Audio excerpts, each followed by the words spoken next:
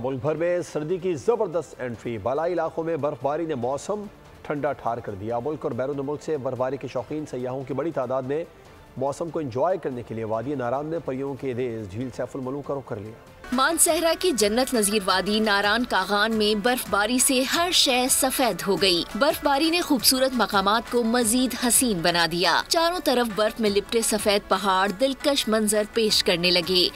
ठंडे ठार मौसम में दिल फरेब नजारों से लुत्फानंदोज होने के लिए सयाहों की बड़ी तादाद झील सैफुल मलूक पहुंच गई। किसी ने घुड़सवारी को तरजीह दी तो कोई बर्फ से खेलता नजर आया। बहुत मजा आ रहा है, यहाँ बहुत स्नो है, हमने बहुत एंजॉय किया।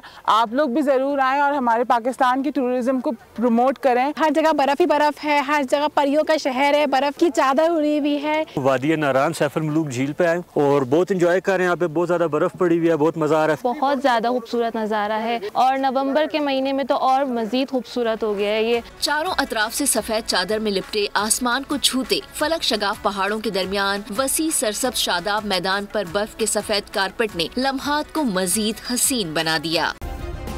सब्सक्राइब करें और बेल दबाएं ताकि कोई खबर रह न जाए।